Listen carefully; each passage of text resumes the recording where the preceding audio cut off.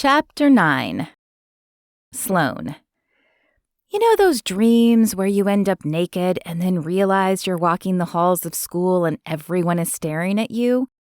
Okay, my day hasn't been that bad, but I definitely did not plan on hosting my own wet t-shirt competition, especially not in chemistry with the jerky jocks there to witness it. However, I don't understand the whispers and glances as I enter the cafeteria for lunch.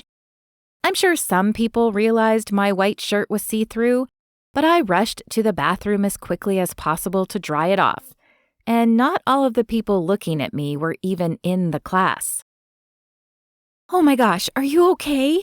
Brett asks, rushing up to me when she sees me. Why wouldn't I be? Her eyes widen. "You mean you haven't seen it?" "Seen what?" I feel like I'm playing that weird improv game where you can only ask questions, and I wish she would just spit it out. "Do you not have Instagram?" "I don't even have a cell phone. Now what is going on?" She pulls out her phone and taps the screen.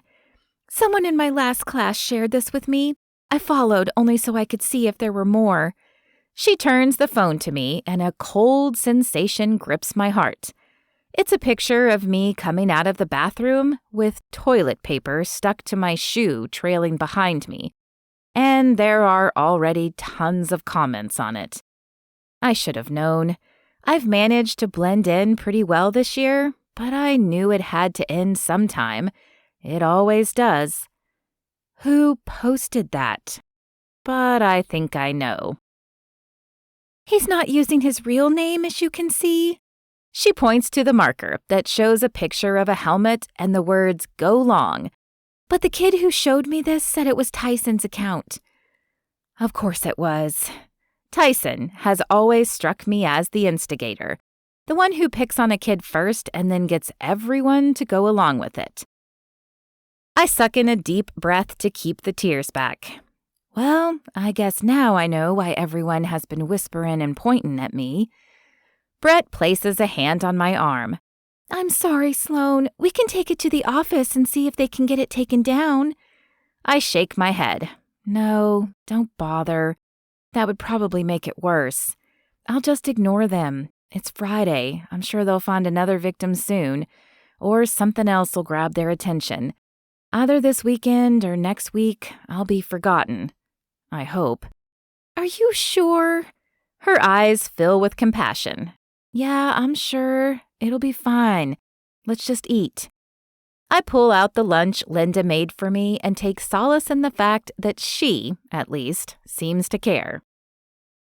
The rest of the day flies by without incident. Not without more whispers and stares, but at least no one says anything to my face. Still, I'm exhausted from trying to keep up a strong facade when the dismissal bell finally rings.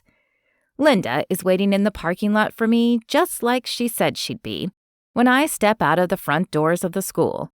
This is probably normal for most people, but the houses I've stayed in haven't always kept their promises, or even remembered them. It's nice to be remembered. "How was your day?" she asks with a smile when I slide into the seat. I shrug. It was something. Definitely the most interesting day I've had in a while. "Something, huh?" She glances behind her as she backs out of the parking spot. "You know, this is the one thing about my kids being in school that I didn't miss. They were always the same way. Getting them to tell me about school was like trying to pry a walnut out of a peanut shell." A smile pulls at the corner of my lips with her analogy, and I wonder if she makes them up. "I saw that," she says, indicating my smile.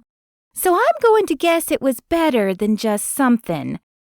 "It was fine," I say. "I met a girl who seems nice." "Nice enough to be a friend?" I shrug again. I could probably make an entire language out of shrugging if I wanted to. "Yeah, probably." "Good. I want you to feel free to bring friends to the house. Back when the kids were in school, our house was often the hangout spot, and I kind of miss so many voices filling it up." I nod. unsure how to respond. It's nice she wants me to bring people over, but doing that would assure that people learned I was a foster kid, and I'm not sure I'm ready for that yet. Thanks, I'll think about it. The rest of the ride to the mall is quiet, but I'm glad that Linda doesn't push for me to talk more. She is definitely different than I expected, in a good way. Are you ready for this? She asks as she pulls into the mall parking lot. Sure, I guess. But the way she asked the question makes me wonder if I really am. She smiles and leads the way. It only takes a few minutes to realize shopping with Linda is like nothing I've experienced before. I've never enjoyed shopping because either the clothing purchased for me was hideous and cheap, or it was too expensive and I could only get a few things.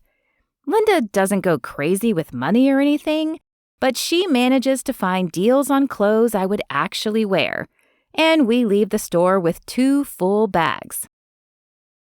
This was fun, she says as we load the car.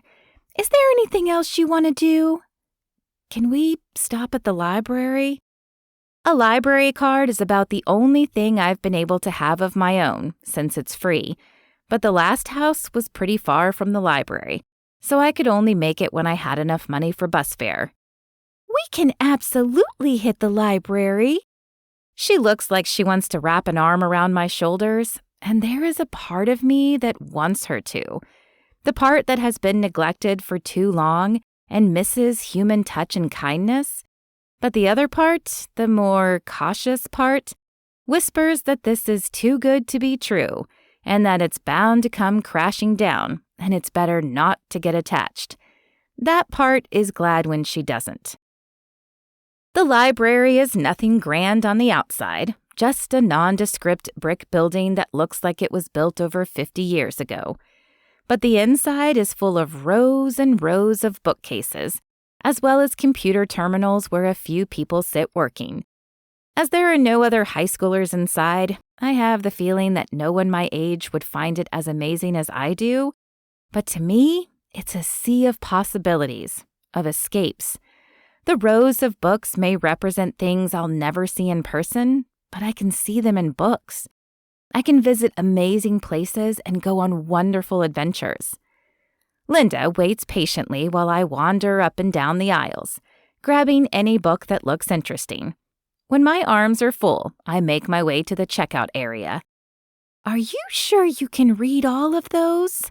Linda asks, eyeing my stack. I'm sure going to try. I have no doubt you will. As she helps me carry the load back to the car, I can't help but wonder when everything will fall apart. Because in my life, it's not a question of if, but when.